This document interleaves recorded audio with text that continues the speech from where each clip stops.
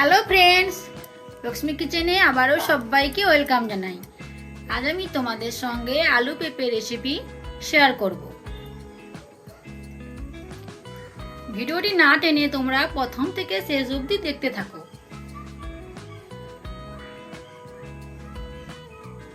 এখানে আমি একটা বড় সাইজের পেঁপে কেটে নিয়েছি ডুমো ডুমো করে, আর দুটো আলু।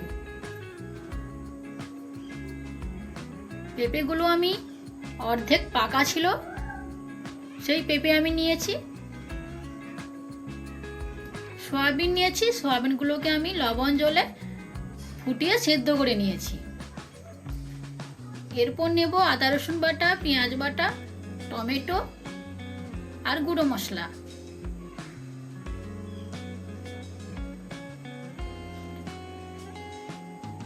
এরপর আমি গ্যাসের মধ্যে কড়াই বসিয়ে দিয়েছি। কড়াইতে দিয়ে দেব সাদা তেল।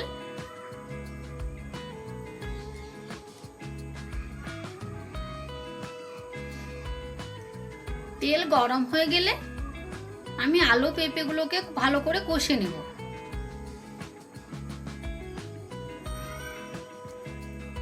অনেকেই আছে যারা পেঁপে খেতে পছন্দ করো না, তারা আমার এই ভিডিওটি দেখে এই রেসিপি অবশ্যই বানাও।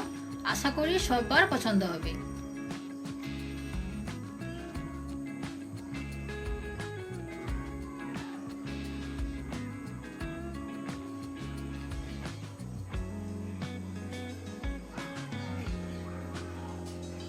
আলু পেঁপেগুলো দিয়ে দিলাম।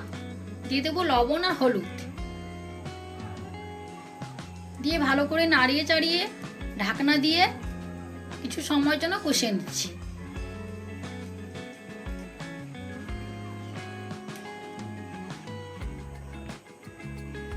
আমার ভিডিওগুলো যদি তোমাদের ভালো লাগে তাহলে আমার ভিডিওতে একটা লাইক আর আমার চ্যানেলটিকে সাবস্ক্রাইব করতে ভুলবেন না।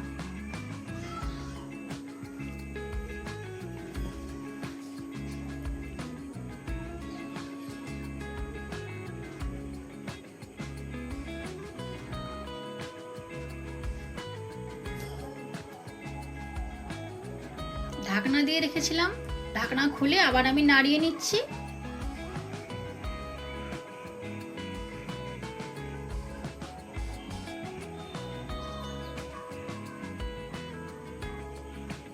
আলু পেঁপেগুলো অর্ধেক কষা হয়ে গেলে দিয়ে দেবো এর মধ্যে সয়াবিন।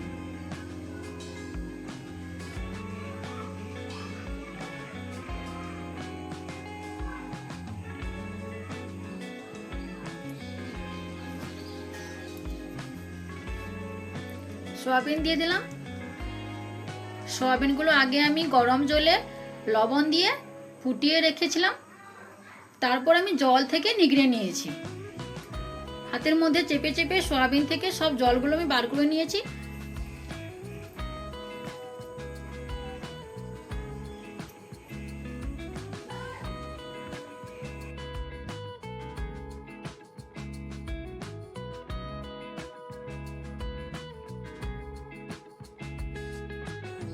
কষানো হয়ে গেছে, এবার আমি নামিয়ে নিচ্ছি।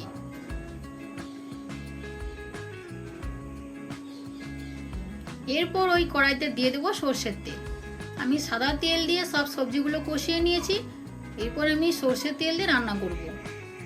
তোমরা চাইলে সাদা তেল দিয়ে রান্না করতে পারো। সর্ষের তেলে রান্না করলে রান্নাগুলো টেস্টি হয়।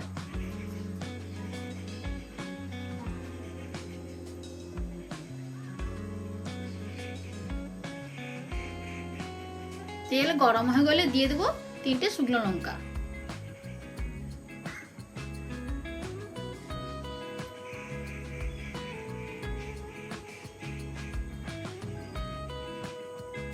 লঙ্কাগুলো নাড়িয়ে একটু লাল করে নিয়েছি। এরপর দিয়ে দিলাম ফোড়ন।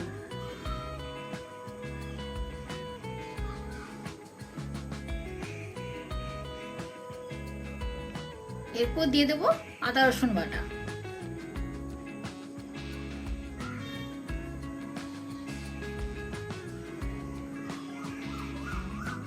তোমরা এইভাবে আলু পেঁপের তরকারি বাড়িতে বানাও, অবশ্যই তোমাদের ভালো লাগবে।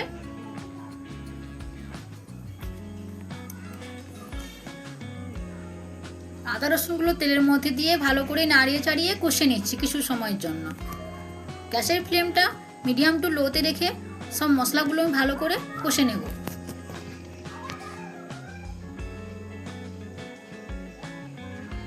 এরপর দিয়ে দেবো পেঁয়াজ বাটা।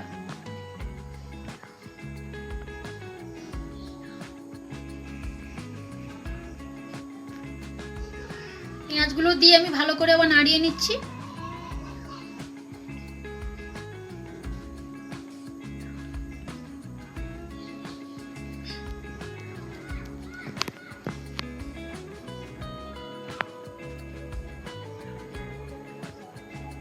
একটু সময় দিয়ে মশলাগুলো ভালো করে কষিয়ে নেব।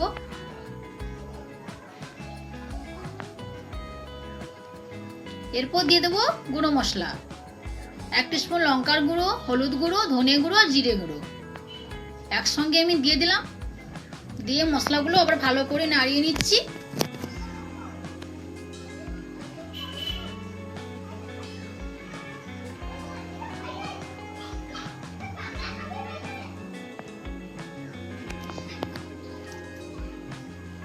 সব মশলাগুলো সুন্দরভাবে কষানো হয়ে গেছে, খুব সুন্দর একটা কালার এসছে।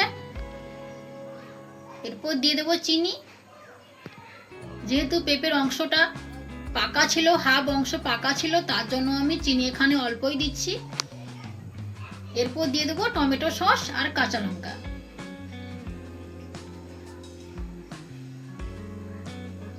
দিয়ে আবার ভালো করে নাড়িয়ে নিচ্ছি। আমি এখানে টমেটো সস দিচ্ছি, তোমরা চাইলে টমেটো পেস্ট করে দিতে পারো।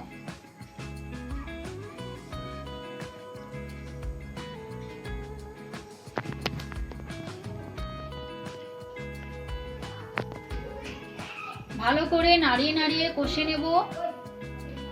এরপর দিয়ে দেব জল। প্রথম 1 বাটি জল দিয়ে মশলার সঙ্গে জলগুলো ভালো করে মিশিয়ে নিচ্ছি। আমি এখানে বেশি জল দিচ্ছি না। এরপর দিয়ে দেবো সব সবজিগুলো, দিয়ে আবার ভালো করে নাড়িয়ে নিচ্ছি।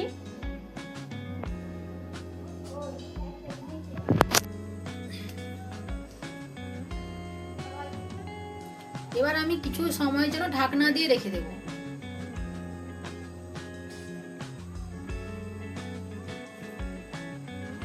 ঢাকনা খুলে নিয়ে আবার একটু ভালো করে নাড়িয়ে নেব।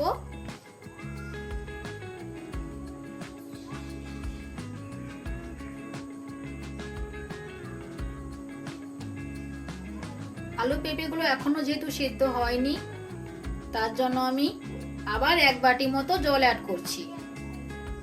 জল দিয়ে ভালো করে নাড়িয়ে চাড়িয়ে আবার আমি কিছু সময়ের জন্য ঢাকনা দিয়ে রেখে দেব।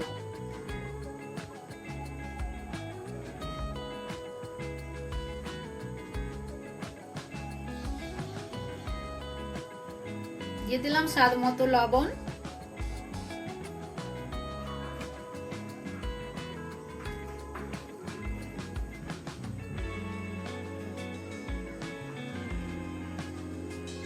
ঢাকনা খুলে নিয়েছি। আলু পেঁপে সবগুলো সুন্দরভাবে সিদ্ধ হয়ে গেছে আর আমার রেসিপিও রেডি হয়ে গেছে। এরপর আমি গ্যাসের ফ্লেমটা অফ করে দিয়ে দিলাম গরম মশলা। আজকের এই পর্যন্ত। সবাইকে নমস্কার।